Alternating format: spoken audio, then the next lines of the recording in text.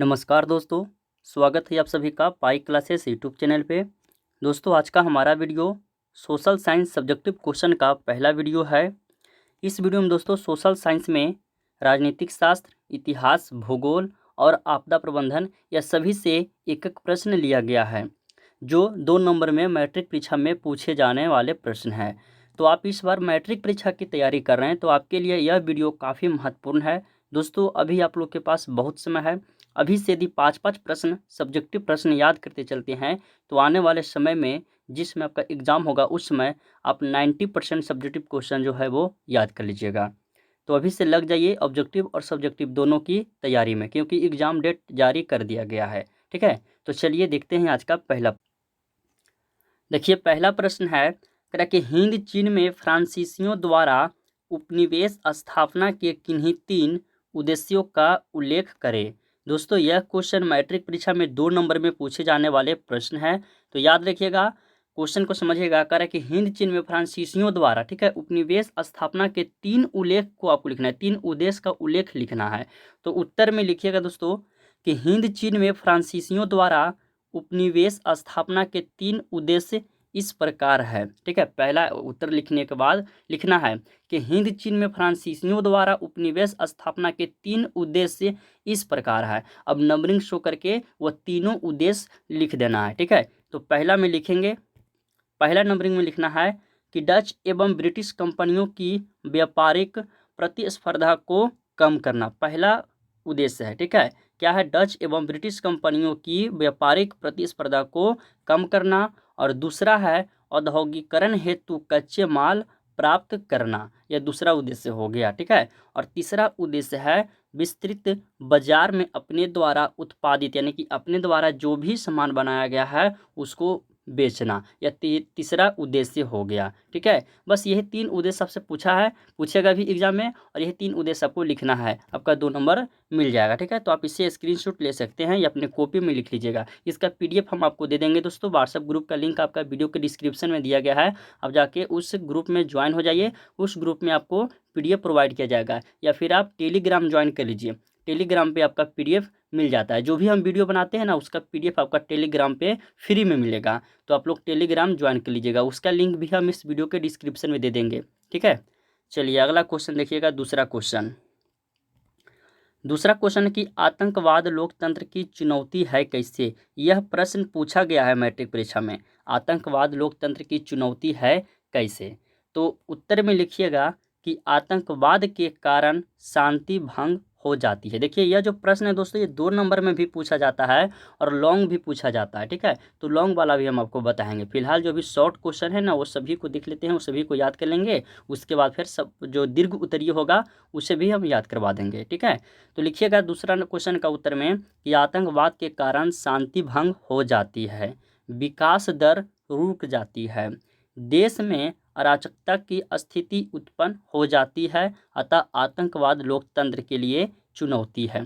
इस क्वेश्चन का तो अपने ही भाषा में भी लिख सकते हैं। सभी को पता होगा कि आतंकवाद से कि क्या क्या नुकसान है, उसी के बारे में आपको लिख देना है। तो इसमें लिखा गया कि शांति भंग हो जाती है। ठीक है, यह भी सही बात है, जहाँ भी शांति माहौल है वहाँ जब आतंकवाद वगैरह की जब हमला होती है तो शांति भंग अशांति हो जाती है।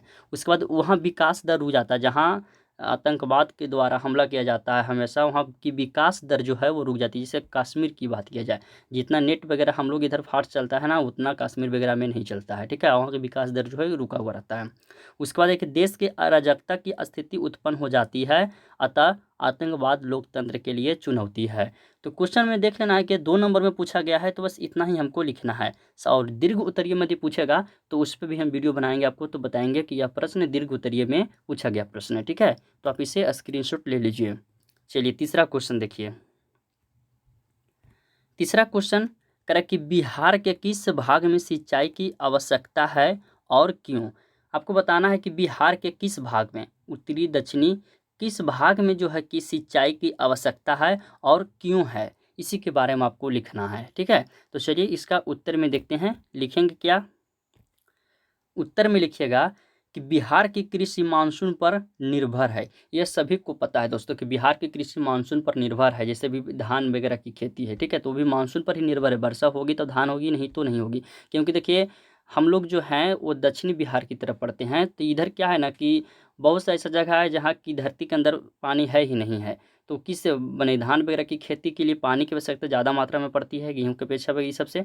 तो पानी रहेगा तब ना ये धान वगैरह की खेती होगी। तो बिहार की जो कृषि है वो मानसून पर डिपेंड है, ठीक है। उसके बाद लिखिएगा बाढ़ और सूखा यहाँ की नियति है। जैसे उत्तरी बिहार में बाढ़ से ग्रसित सब लोग रहता है, हम लोग ने जो है वो बाढ़ की से ग्रसित नहीं बल्कि सुखाड़ से ग्रसित रहता है, क्योंकि हम लोग के जिस साइड हम लोग हैं ना दक्षिणी बिहार में, उधर पानी नीचे बहुत कम है, ठीक है। उसके बाद यहाँ लिखिएगा यहाँ सिंचाई की समुचित व्यवस्था नहीं है बिहार में। जी बिल्कुल सही बात है, सिंचाई की समुचित व्यवस्था नहीं है, गवर्नमेंट के द्वारा कोई भी सिंचाई की सुविधा नहीं दिया गया है।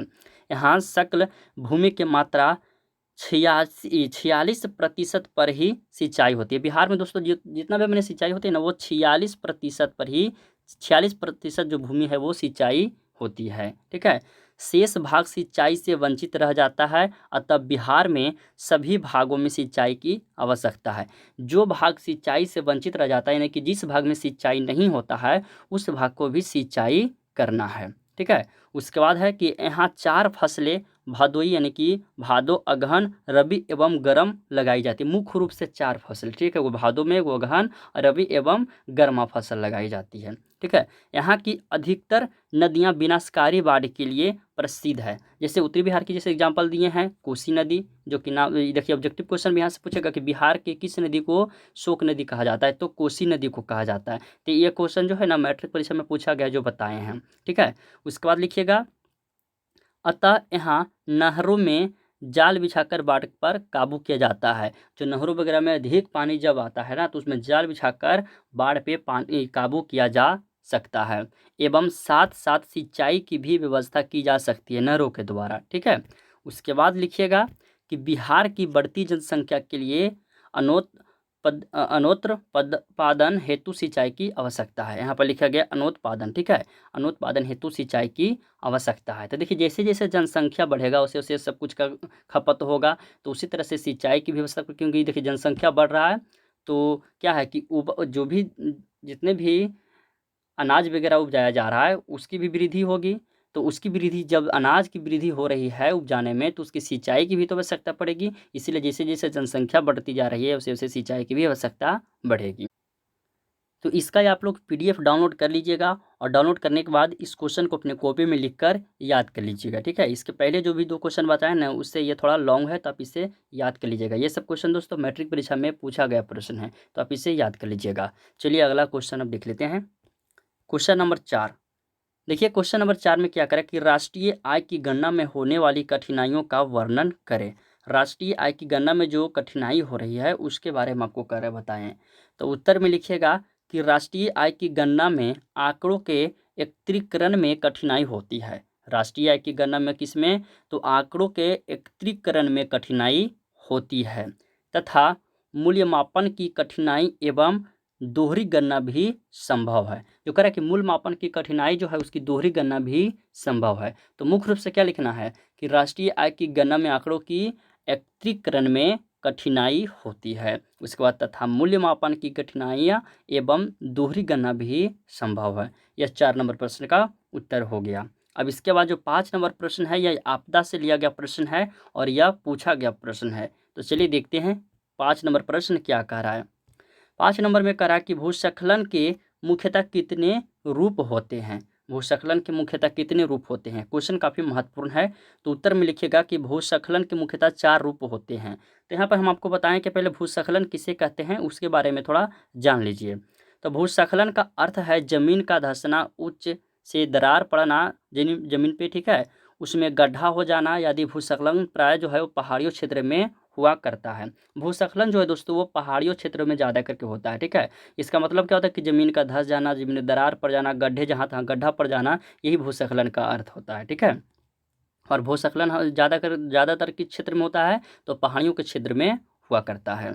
अब चलिए इसमें से पूछा गया कि भूस्खलन के मुख्यतः कितने कितने प्रकार के होते हैं उसी के बारे में लिखना है, ठीक। तो जो भूस्खलन है वो मुख्यतः 4 रूप में होते हैं। कौन कौन होते हैं उसके बारे में हमको अब लिखना है। तो नंबरिंग दे के पहला में लिखिएगा कि कंकड़ पत्थर का खिसकना। दूसरा है वर्षा जल के साथ मिट्टी तथा कंकड़ पत्थर के नीचे की ओर आना। तीसरा है पत्थर तथा उसके छोटे टुकड़े को टुकड़े का गिरना। और चौथा है चट्टानों का गिरना जिससे फलस्वरूप व्यापक जान माल की क्षति होना। ठीक है, यह 4 आपको लिखना है उसकी क्षति। पहला क्या कि कंकड़ पत्थर का खिसकना, और दूसरा है वर्षा जल के साथ मिट्टी तथा कंकड़ पत्थर का नीचे की ओर आना, और तीसरा है पत्थर तथा उसके छोटे टुकड़ों का गिरना, और चौथा है चट्टानों का गिरना जिसके फलस्वरूप व्यापक जान माल की क्षति होती है। यह आपको 4 पॉइंट लिख देना है। यदि पूछेगा कि भूस्खलन के मुख्यतः कितने रूप होते हैं, तो ये 4 रूप आपको लिख देना है। तो आपका जितना नंबर में पूछा जाएगा क्वेश्चन उतना फुल मार्क्स दे दिया जाएगा। यदि आप यह भी लिख देते हैं साथ ही साथ कि भूस्खलन का अर्थ क्या होता है, तो और बहुत बढ़िया है। जो भी कॉपी चेक करेंगे वो जानेंगे कि ये लड़का के कुछ एक्स्ट्रा नॉलेज भी है। ठीक है ना, तो आपको भी इसको भी अटैच कर देना है। ठीक है दोस्तों, तो इसी तरह आज का वीडियो समाप्त करते हैं। इसका पीडीएफ हम आपको बता दिए हैं। टेलीग्राम ज्वाइन कर लीजिए, व्हाट्सएप ग्रुप ज्वाइन कर लीजिए, उसमें आपका पीडीएफ का लिंक पीडीएफ भी हम आपको वहाँ पर प्रोवाइड कर देंगे। या फिर आप पाई क्लासेस मोबाइल आपको डाउनलोड करके उस मोबाइल से भी आप पीडीएफ डाउनलोड कर सकते हैं। ठीक है, तो एप्लीकेशन का लिंक और टेलीग्राम का और व्हाट्सएप ग्रुप का, तीनों का लिंक हम वीडियो के डिस्क्रिप्शन में दे देंगे। ठीक है, आप तीनों से आप ज्वाइन हो जाइएगा। ठीक है दोस्तों, तो मिलते हैं अगले वीडियो में।